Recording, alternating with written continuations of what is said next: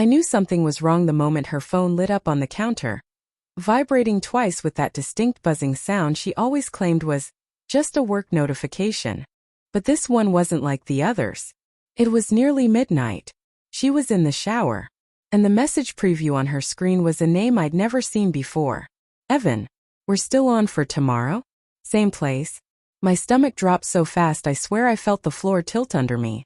I didn't open it. I didn't touch the phone. I just stared at her name, my wife's name, right above a message that made every part of me go numb.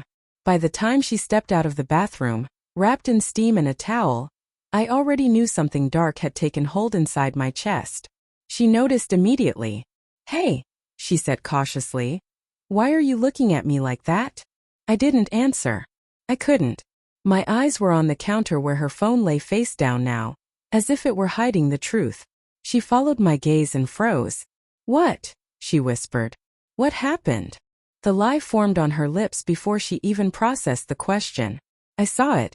The way her eyes darted. The way her fingers tightened around the towel. I can explain," she stammered. That was all I needed to hear. The next day she texted me from work. "I'll explain later." My thumbs hovered only a second before I replied. "Perfect. My lawyer enjoys a good story." Her typing bubble popped up, 3 dots bouncing, then disappeared. Popped up again. Disappeared. And then nothing. Silence. She knew the game had changed. The betrayal never happens in a single moment. No, it unfolds slowly.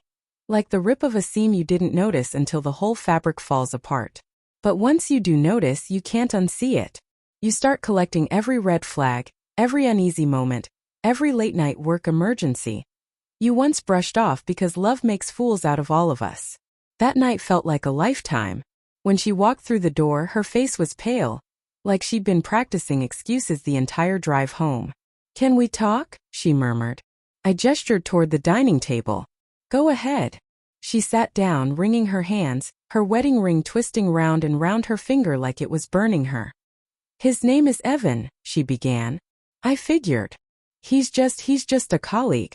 We've been working late on a project." "That's it." I leaned back, arms crossed. "Does every project end with same place tomorrow?" She inhaled sharply. "That message was misleading." "That message," I corrected, "was honest. You're the one trying to rewrite it." She looked down. I studied her face. The familiar freckles, the tiny scar near her eyebrow, the woman I married. It should have hurt less knowing her this well. It hurt more. Finally, she whispered, "I didn't sleep with him." "Yet," I shot back. She flinched. She deserved to. Then her voice cracked. "I swear to you, nothing physical happened." "And emotional?" I asked quietly. "Did that happen?" She didn't answer. She didn't have to. The silence told the truth. We sat there for a long time, not speaking, just breathing the same heavy, poisoned air between us. "You stopped choosing me," I said finally. "I felt it months ago." "That's not fair," she whispered. "No? Tell me the last real conversation we had. Tell me the last time you looked at me like I mattered." Her eyes filled, shimmering with guilt. "You weren't there either," she burst out. "You've been distant and stressed and always tired." I didn't feel seen. "Evan," he listened. "And what? That made it okay." "No." Tears fell then, sliding down her cheeks. "It doesn't make it okay. I'm not saying it does. I made a mistake." Mistake. Such an easy word for something that tears lives apart. "You could have talked to me," I said. "You could have tried. Instead, you found someone else to fill the space where I should have been." She covered her mouth and sobbed. I didn't touch her. I couldn't. The next morning she left early. "Work," she said, but we both knew better. I didn't follow her. I followed the ache in my chest instead. Straight to the truth I'd been refusing to accept. She wasn't sorry she betrayed me. She was sorry she got caught. Around noon she texted, "Please don't talk to a lawyer. Please. Let's work through this." I stared at the message until my vision blurred. Then another. "He means nothing. You mean everything. Please answer me. Finally. I'll come home early. Just tell me you'll be there." I typed back one sentence. "Be honest tonight. All of it. Or there's nothing left to save." She agreed. But she didn't show up early. Not even close.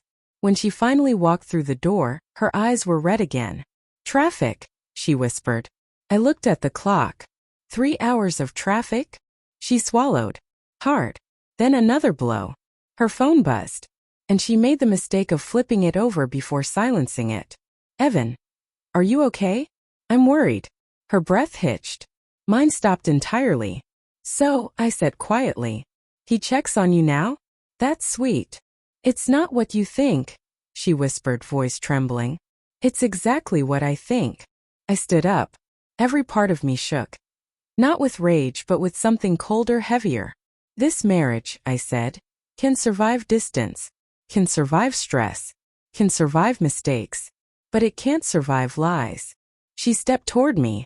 Please don't give up on us. I stepped back. I didn't give up, I said. You did. Her knees buckled and she collapsed into a chair, crying into her hands like the world was ending. Maybe for her it was, but for me, it was already over.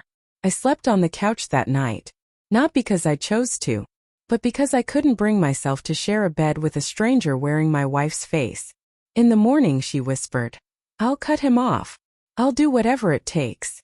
But promises after betrayal feel like offering a bandage to someone you stabbed. Picked up my keys. I need space, I said simply. Where are you going? Away from lies. Her face crumbled, but I walked out anyway. And for the first time in months, maybe years, I felt something close to clarity. Painful clarity, but clarity nonetheless. If you've read this far, if you feel the ache in this story, help me hit 5K subscribers so I can keep writing these emotional stories for you. Means more than you know.